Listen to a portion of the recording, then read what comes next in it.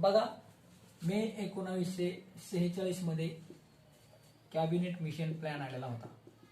Cabinet mission plan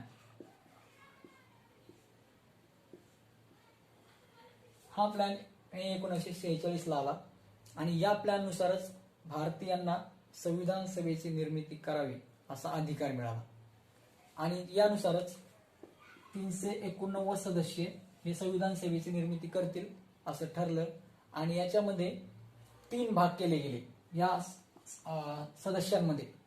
तर बघा, हे 389 सदस्य येण्यासाठी किंवा यांची नेमणूक करण्यासाठी, यांची निवड होण्यासाठी एकूण 3 भाग केले गेले. तर ते 292 सदस्य हे ब्रिटिश प्रांतातील असतील. ब्रिटिश प्रांत, त्या काळी प्रांत होते आणि संस्थानिक होते आणि चीफ कमिशनर असे 4 प्रांत होते परत. तर ते बघा, 292 सदस्य हे ब्रिटिश प्रांतातून येणार. त्यानंतर 93 सदस्य हे भारतीय संस्थानिकातील येतील. भारतीय संस्थानिक इथून येतील. त्यानंतर 4 हे चीफ कमिशनर, जे की आपण आज यांना केंद्रशासित प्रदेश असं म्हणू शकतो. Chief commissioner.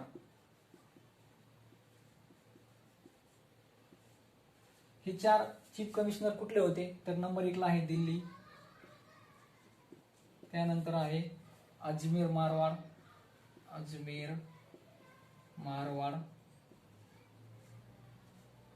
हे झाले 2 प्रांत. त्यानंतर 3रा आहे कुर्ग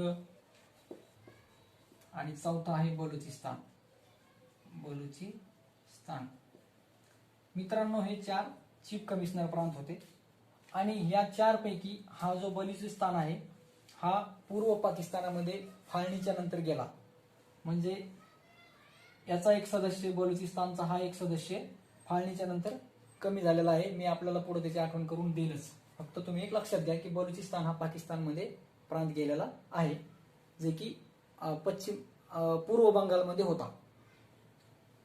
तर बघा, मग हे 93 सदस्य आहेत. या 93 सदस्यांची नेमणूक करण्यात आली, कारण जे काही संस्थानिक होते, या संस्थानिकांचे जे काही राजे होते, या राजांनी आपल्या आपल्या संस्थानामधून त्यांची सरळ सरळ काय केलेली आहे, नेमणूक केलेली आहे. मग राहिले सदस्य कोणते? 292 आणि 4 चीफ कमिशनर. तर अशी 296 सदस्यांची निवडणूक झालेली मित्रांनो. तर निवडणूक झाली, तर ही निवडणूक मग प्रौढ मतदान पद्धतीने घ्यायची असेल तर वेळखाऊ पद्धत आहे. वेळ जाणार याच्यामध्ये आणि आपल्याकडे तेव्हा काही वेळ नव्हता आणि प्रत्येक सदस्याला जर मतदानाचा अधिकार दिला तर त्याच्यामध्ये वेळ जाणार, त्याचं मतदान कसं घेणार परत, असं ही वेळखाऊ पद्धत होती. त्यामुळे त्या काळी आपल्या नेत्यांनी ठरवलं की 1935च्या कायद्यानुसार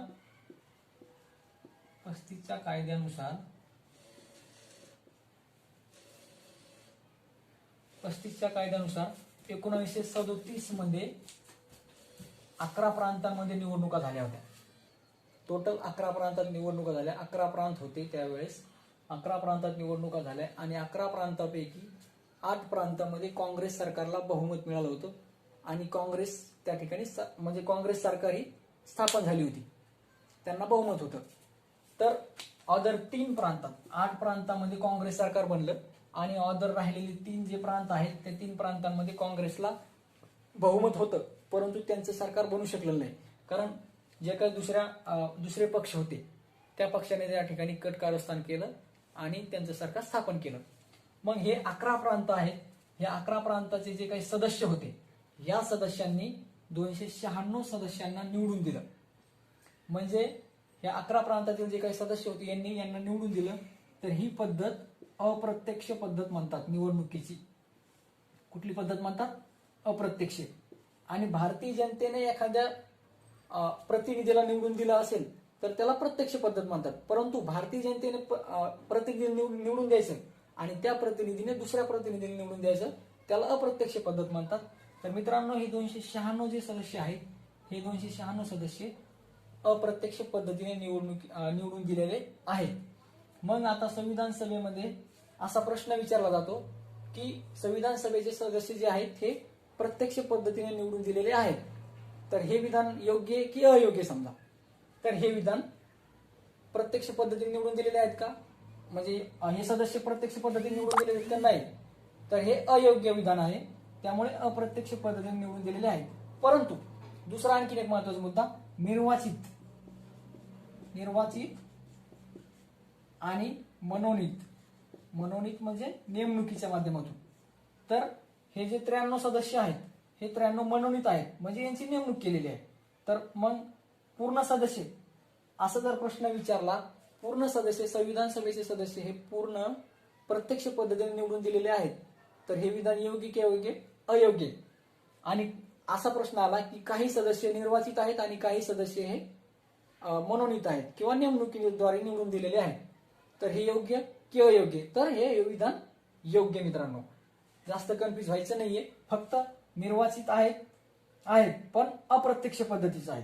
निर्वाचित मध्ये प्रत्यक्ष आणि अप्रत्यक्ष असे 2 विभाग केले जातात. तर प्रत्यक्ष म्हणजे सरळ सरळ एका व्यक्तीने दुसऱ्या व्यक्तीला निवडून दिलं जाणं आणि त्यानेच तो कारभार सांभाळणं. परंतु निवडून दिलेल्या व्यक्तीनेही दुसऱ्या व्यक्तीला निवडून दिलं तर अप्रत्यक्ष पद्धतीची निवड असं म्हणतात त्याला. तर इथपर्यंत समजलं मित्रांनो. हे 296 सदस्य आहेत ना फक्त, आणि टोटल आकडा हा आपला 389 आहे. मग हा जो आकडा आहे हा स्वातंत्र्यापूर्वीचा आहे मित्रांनो. स्वातंत्र्यापूर्वीचा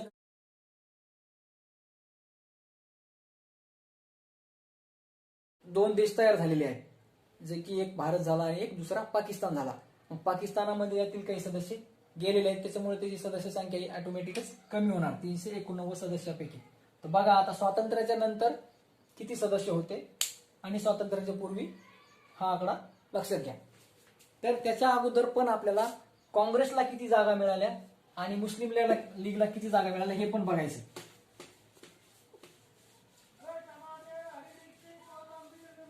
$389 सदस्यापैकी 208 जागा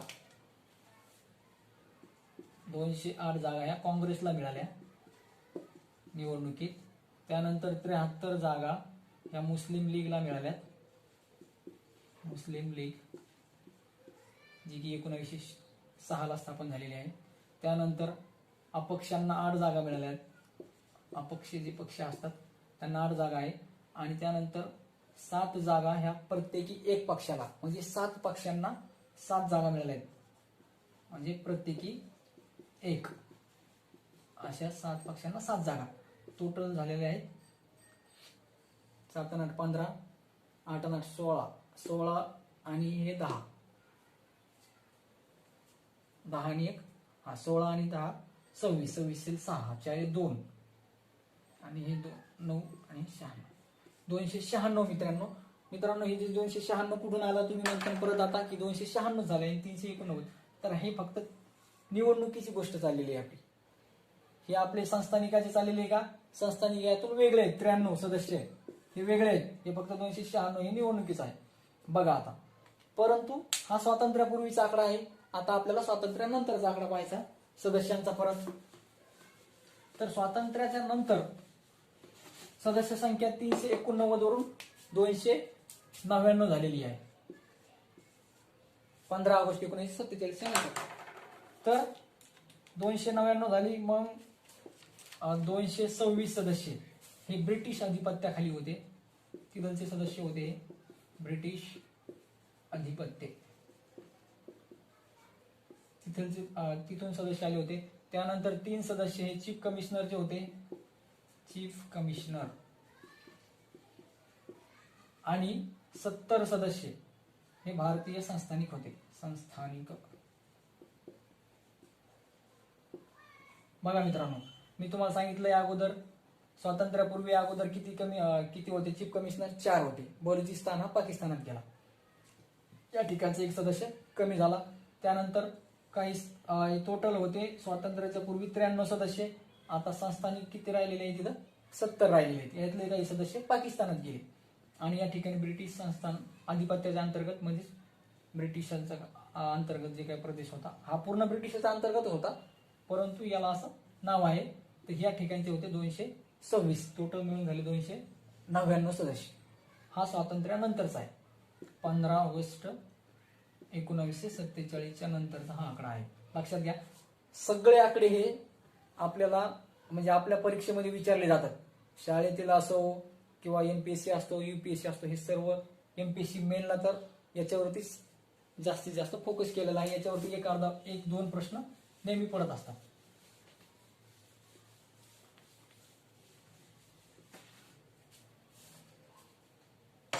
मित्रांनो, हे सदस्य आपण आता बघितलेत, सदस्यांचं डिवायडेशन बघितलेलं आहे.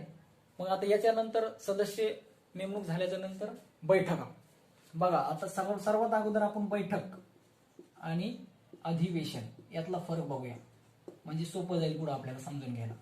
बघा मित्रांनो, अधिवेशन सुरू झाल्याच्या नंतर हे अधिवेशन किती दिवसापर्यंत ते कार्य पूर्ण करण्यासाठी चालू शकतं. परंतु बैठक ही 1 किंवा 2 दिवसाची असू शकते आणि ते एखादं उद्दिष्ट असेल ते कंप्लीट झाल्यानंतर बैठक ही मोडली जाते. परंतु अधिवेशन चालू आहे तर अधिवेशनात अनेक उद्दिष्ट असू शकतात. तर हे अनेक उद्दिष्ट कंप्लीट करण्यासाठी किंवा आपले उद्दिष्ट साध्य करण्यासाठी त्याच्या अनेक प्रकारे अनेक बैठका घ्याव्या लागतात. त्यामुळे अधिवेशन एक असू शकतं आणि या अधिवेशनामध्ये बैठका अनेक असू शकतात. मग असं झालेलं आहे. पहिली बैठक ही संविधान सभेची पहिली बैठक आणि अधिवेशन हे पहिलंच, त्याच वेळी पहिलंच असणार आहे. पहिली बैठक आणि पहिलं अधिवेशन हे 9 डिसेंबर 1946ला सुरू झालेली आहे आणि ती पहिली बैठक ही 23 डिसेंबर 1946 पर्यंत चाललेली आहे. ही पहिली बैठक आणि पहिलं अधिवेशन. पण याच्यानंतर आणखी 11 तारखेला दुसरी बैठक सुरू झाली, पण अधिवेशन मात्र पहिलंच आहे. समजलं? क्लिअर होतो. जास्त गोंधळ करायचा नाही, जास्त विचारही करायचा नाही. जे सांगतो तेवढंच लक्षात घ्यायचं. तर बघा, 9 डिसेंबरला मग काय निर्णय झाले आपण बघूया. बघा, 9 डिसेंबरला पहिली बैठक झालेली आहे. तर या बैठकीमध्ये तात्पुरते अध्यक्ष कोण? सच्चिदानंद सिन्हा.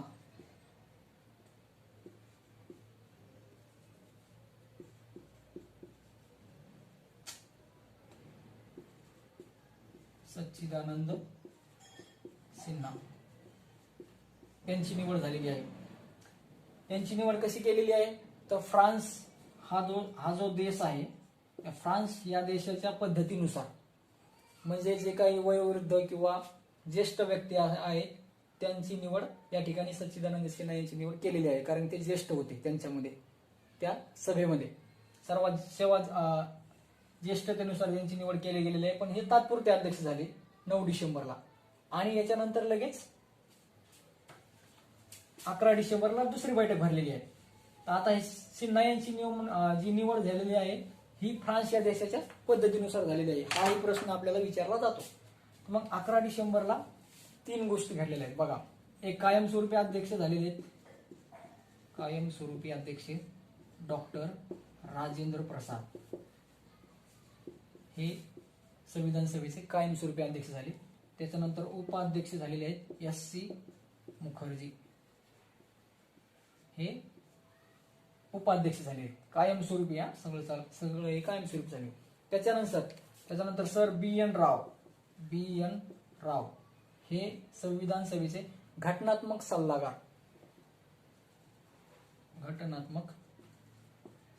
म्हणून यांची नेमणूक केली गेलेली आहे. आता यांची नेमणूक कोणी केली तर यांची नेमणूक ही गव्हर्नर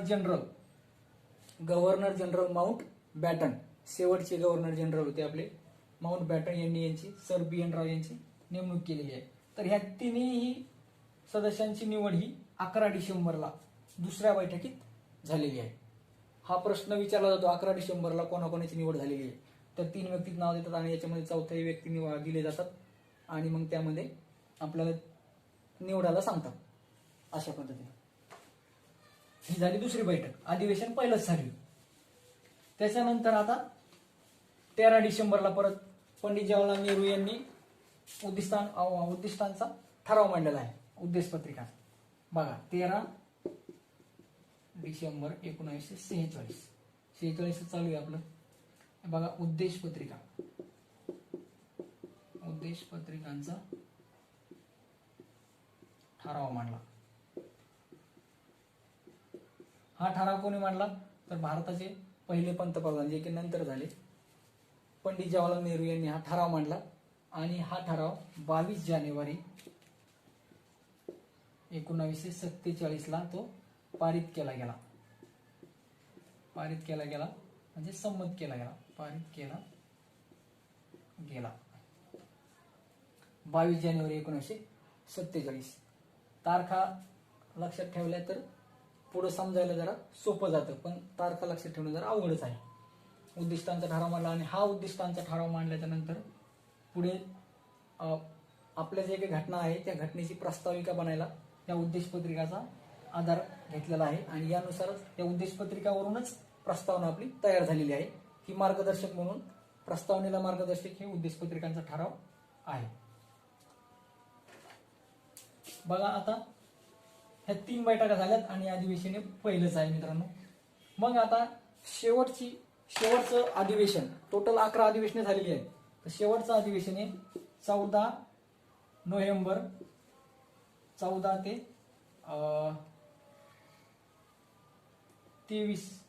26 नोव्हेंबर 1949 ला हे शेवटचं अधिवेशन झालेलं आहे मित्रांनो. 11 14 ते 26 नोव्हेंबर 1949 ला हे शेवटचं अधिवेशन झालं आणि या ठिकाणी 26 नोव्हेंबर 1949 ला आपली जी घटना आहे ही घटना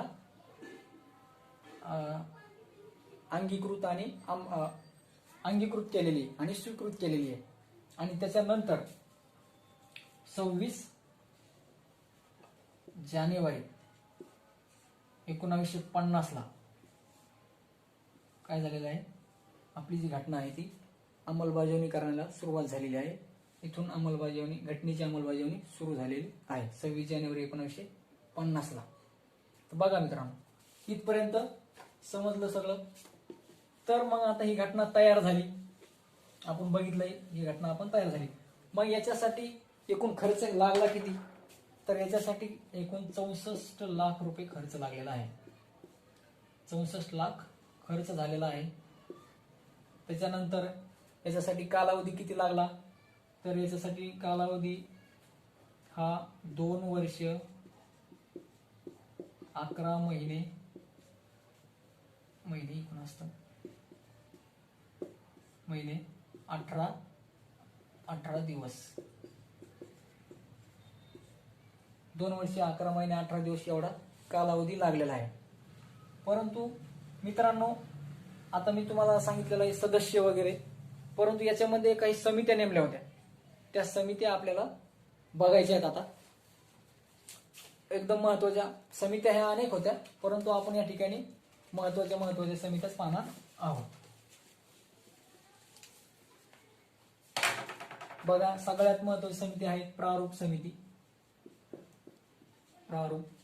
या प्रारूप समितीलाच मसुदा समिती असंही म्हणतात आणि या समितीला इंग्लिशमध्ये ड्राफ्टिंग कमिटी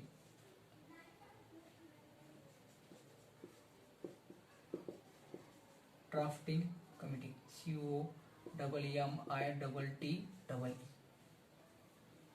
प्रारूप समिती, मसुदा समिती, आपल्याला प्रश्नामध्ये कुठलाही शब्द दिला जातो, प्रारूप समिती, मसुदा समिती, ड्राफ्टिंग कमिटी, त्यामुळे आपल्याला एकदम डिटेलमध्ये बघणं महत्वाचं आहे.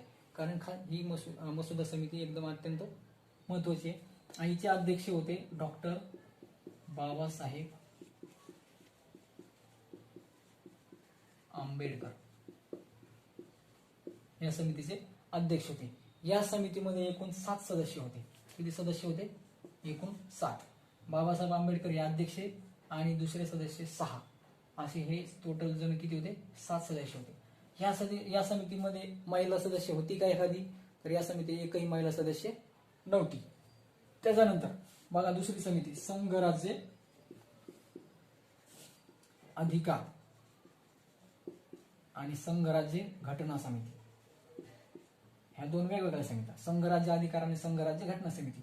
तर संघराज्य म्हटलं की सरळ उत्तर आहे पंडित जवाहरलाल नेहरू. पंडित जवाहरलाल नेहरू याचे अध्यक्ष होते. संघराज्य अधिकार आणि संघराज्य घटना समिती, याचे अध्यक्ष पंडित जवाहरलाल नेहरू. त्याच्यानंतर आहे कार्यपद्धती समिती. कार्यपद्धती समिती याचे अध्यक्ष आहेत डॉक्टर राजेंद्र प्रसाद. त्याच्यानंतर आणखी यांच्याकडे दुसरी एक समिती आहे, ती आहे झेंडा समिती. याचे अध्यक्ष डॉक्टर राजेंद्र प्रसाद होते. याच्यानंतर आणखीन दुसरी समिती जे की सरदार वल्लभभाई पटेल हे अध्यक्ष होते, तर ती समिती आहे मूलभूत हक्क व अल्पसंख्याक समिती. म्हणजे मूलभूत हक्क व अल्पसंख्याक समिती याचे अध्यक्ष सरदार वल्लभभाई पटेल, आणि या समितीच्या 2 उपसमित्या होत्या. म्हणजे मूलभूत हक्क उपसमिती याचे अध्यक्ष जे.बी. कृपलानी, मूलभूत हक्क उपसमिती. त्याच्यानंतर अल्पसंख्याक उपसमिती याचे अध्यक्ष आपले S.C. मुखर्जी, जे की संविधान सभेचे उपाध्यक्ष आहेत. हे झाल्या समित्या. त्याच्यानंतर आणखीन एक समिती आहे महत्वाची, सुकाणू समिती. सुकाणू समिती याचे अध्यक्ष जे आहेत ते आहेत K.M. मुन्शी सर. K.M. मुन्शी. ह्या झाल्या आपल्या महत्वाच्या समित्या.